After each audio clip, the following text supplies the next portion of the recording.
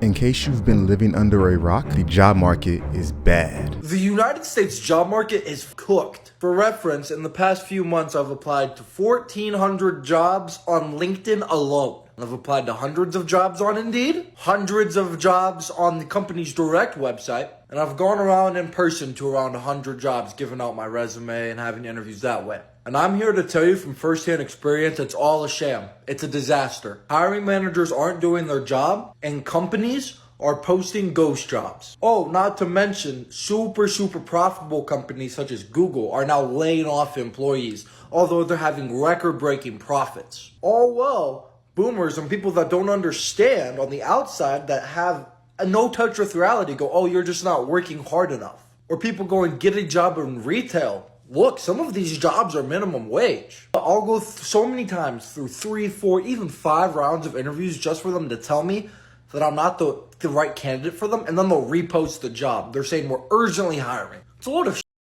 It's a lot. He's not wrong in saying the job market is effed because it is tough out here. I know people, I have friends that have been unemployed for going on a year and a half, so I'm not going to downplay it at all. 1,800 job applications is nothing to sneeze at. I know in a market like this, you have to balance between the sniper approach and the shotgun approach. The sniper approach is when you specifically tailor your resume towards whatever jobs you are applying for, whereas the shotgun approach is you're just shooting out applications like a madman. There are a few things here that we don't know, so I have to make assumptions. Like, we don't know what type of industry he's applying for because some industries are laying off people more than others. We don't know what his level of education is, what his level of experience is. We don't know anything about his background. We just know he's shooting out applications. According to Google, in 2023, the tech sector had the most layoffs, not shocking, with 240,000 jobs lost. And it says other industries that have seen a significant number of layoffs include retail, the second most layoffs in 2023 with about 71,000 jobs, but still, what is that, like 1/3 of the tech layoff number?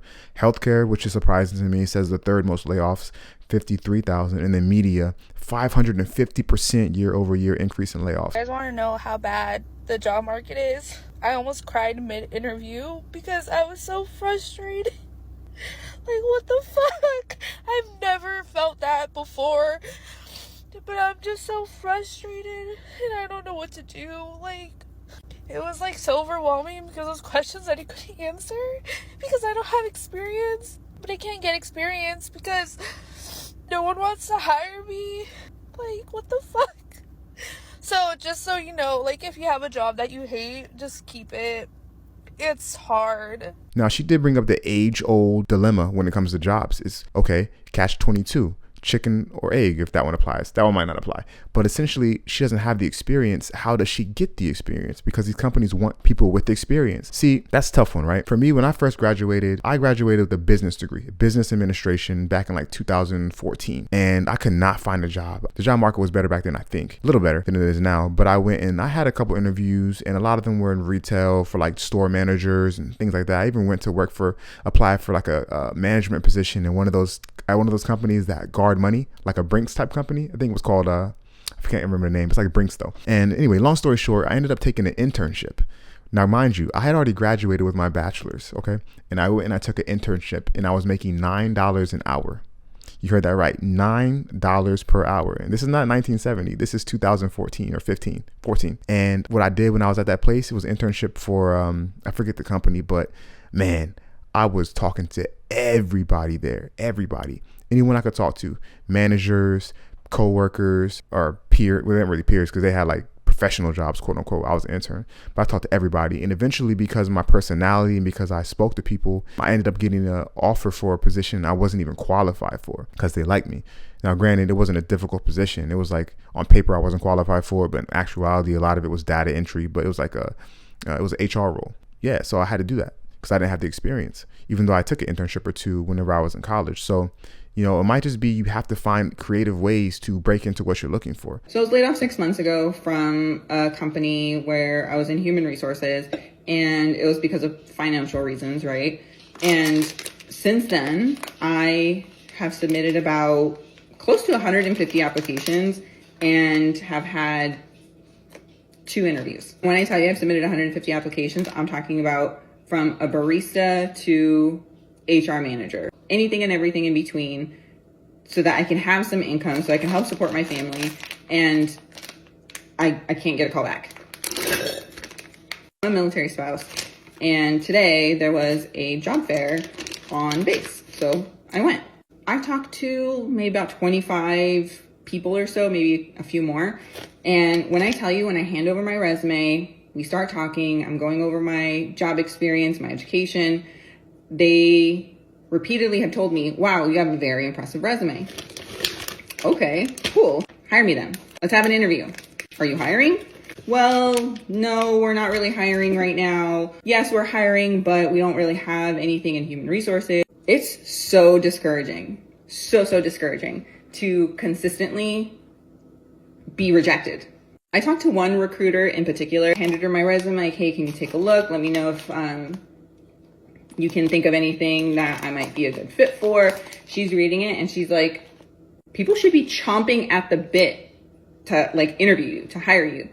And I mean, I'm about to have my MBA in about 3 weeks, so I'm 3 weeks away from graduating. She's like, with your education, your work experience, like the way you present yourself, like people should be chomping at the bit. They're not. Why not? Right? And I'm applying for hybrid, remote, in-person jobs, and I cannot get a fucking call back. I can't get an email back. All I get is automated messages or nothing. I get completely ghosted. You apply and nothing ever happens. I don't get it. It's clearly not my resume. Multiple people have looked at it. Multiple recruiters have looked at it. Multiple people saw it today, and all of them said, this is very impressive. It is hard. I applied for a position where they had 2,400 applicants. 2,400 applicants for a remote job. That's crazy. I will say that I'm surprised that she's having a tough time finding work in HR. Like I said, when I first graduated school, I worked in HR for a while. And HR is one of those job functions where every business needs it. Every business, small to big. She may be quote unquote overqualified. And I know that sounds crazy, but a lot of companies, they tend to, after a while, get rid of people that have been there for a while and making high salaries and replace them with younger people who they can pay lower amounts of money for the same work or even more work. So in her situation, it seems like she's a little more mature in her career. That might be part of the reason. And also another part of the reason, I hate to say it, maybe because her age. Like I said, she's mature in her career. And some companies, and again, I'm not all into this whole, discrimination thing, but it may be because of her age. I hope it's not, but unfortunately, sometimes that happens. We know how things go. Legally, companies are not supposed to. They're not supposed to discriminate against protected classes, but we know how it goes. So if you really think about it, she's in the exact opposite position than the other person was in. The other person seemed like she was fresh out of college, maybe a couple years, and now she's looking to break into her line of work, and she's having a difficult time because she doesn't have the experience. Whereas this lady has the experience, and she's having a difficult time getting work as well. It is currently taking the average job seeker in America 22.6 weeks to find a job. That's over 5 months. This is important to know because if you are job searching and you feel like you're hitting a wall, it's maybe not just you. Forbes put this article out about the state of the white-collar job market.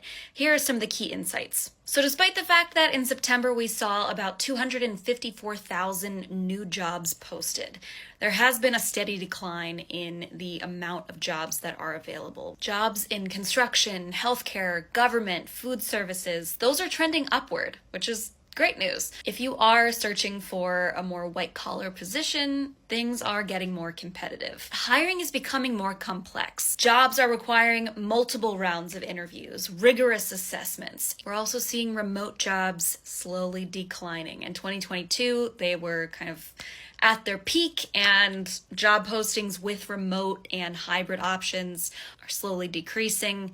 Part of that is due to Amazon's recent mandate to have their employees come back to the office full time. Big tech often influences the rest of corporate America. We're seeing a lot more offices want people back in person. If you are applying to remote jobs, the competition will be even higher. While there have been a lot of layoffs in the tech world, more specialized tech professionals are still in high demand. And professionals with even basic AI skills are very appealing at the moment. So if you're looking for a way to upskill and to learn something new in this time that you are searching, AI skills should be at the top of your list. And there is some good news here. The US job market has demonstrated remarkable resilience. September's hiring figures surpassed expectations. Have heart and make sure that your application is as strong as possible, even if that means customizing your materials every single time.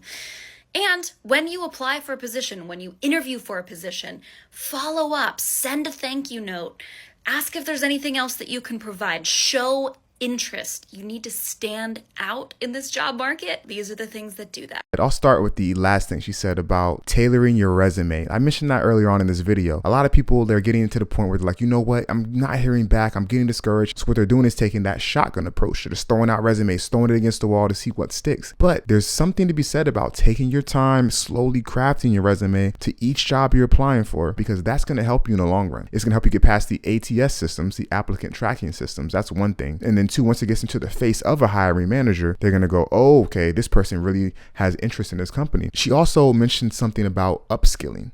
That is key in a market like this. Not just in a market like this, but in general, you should always be continually learning and educating yourself. So I really quickly wanted to touch on the reason why there are so many tech layoffs. This is an article by Forbes. It's called The Great Tech Reset, Unpacking the Layoff Surge of 2024. The reason layoffs are happening is, one, because inflation and higher interest rates. Makes sense. One of the ways the federal government controls inflation is by either increasing the money supply or restricting it. When you restrict it by increasing interest rates, it hurts companies too, because companies take on debt as well, not just individuals. You have economic downturn and recession fears. The AI factor. Oh, definitely AI. We talked about that. Artificial intelligence is disrupting the job market, especially for white collar jobs. A lot of things that, you know, our desk jobs that can be done on the computer and that are kind of repetitive tasks, AI can do it even better. I mean, we've all heard of ChatGPT, Microsoft Copilot, Gemini, which is by, I don't even know who's by, but there's so many. That's just generative AI. We're not even talking about